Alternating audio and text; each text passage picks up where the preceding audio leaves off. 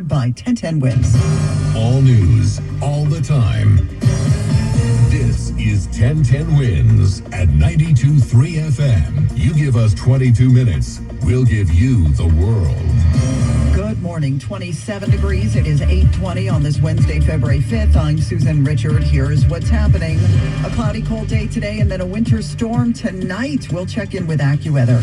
Immediate pushback after President Trump proposed this. The U.S. will take over the Gaza Strip, and we will do a job with it, too. We'll own it. And he says, turn it into the Riviera of the Middle East.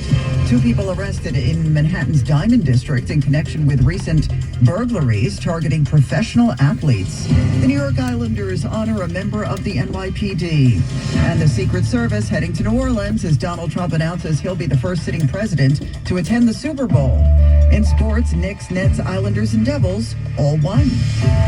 Wednesday News Time, 8:21. Back to Andre Farrell. Let's get traffic and transit. Now we have trouble in northern Westchester County on the southbound Taconic. There's a crash right around exit 6, Pleasantville Road, with delays that go all the way back to Route 134 in the Millwood area.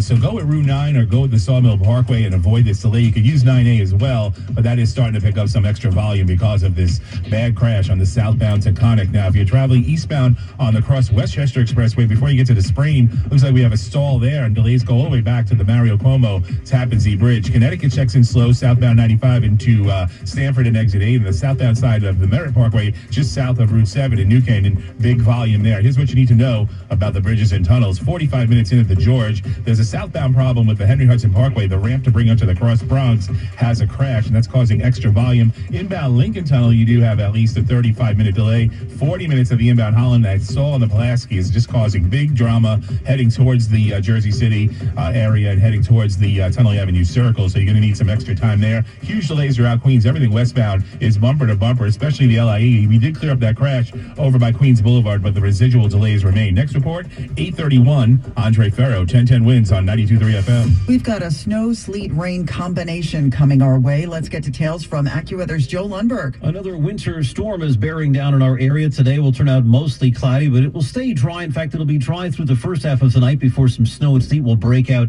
just before daybreak tomorrow. That'll make things very slippery very quickly as we go into the morning commute tomorrow. We're expecting a coating to an inch of snow and sleet in the city at 1 to 3 inches to the north before it changes to rain from south to north across the area during the mid to late morning hours of tomorrow. I'm meteorologist Joe Lundberg. All the details of the 4-day forecast in less than 10 minutes on New York's weather station 1010 Wins on 92.3 FM. The pushback immediate from Egypt, Jordan, the UAE, and Saudi Arabia to the idea floated yesterday by the President of the United States. President Trump is proposing a permanent resettlement of all Palestinians in Gaza, 1.8 million people, saying he wants the U.S. to take ownership in the redeveloping seaside territory. I don't want to be cute. I don't want to be a wise guy, but the Riviera of the Middle East, this could be something that could be so bad. This could be so magnificent. And Trump, after talks with Israeli Prime Minister Netanyahu, would not rule out deploying U.S. troops to help rebuild Gaza. That's correspondent Christian. I blocked the camera there because there were some children crossing directly in front of the camera. People. For his part, Benjamin Netanyahu, who was at the White House Tuesday, praised President Trump for thinking out of the box. From Arab nations, 2 thumbs down. The strongest comments, though, from Saudi Arabia. Remember the idea floated by President Trump, Prime Minister Netanyahu, for normalization of relations between Israel and Saudi Arabia. The Crown Prince today making it clear this won't happen unless it is an independent Palestinian state, unequivocally rejecting attempts to displace Palestinians.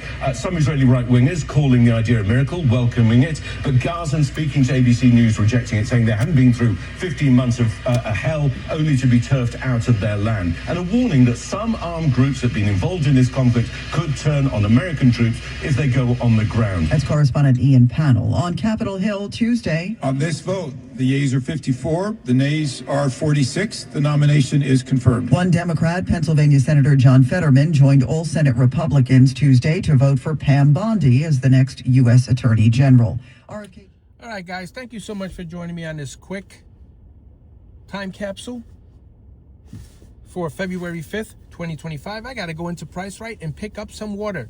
See you guys on the next video.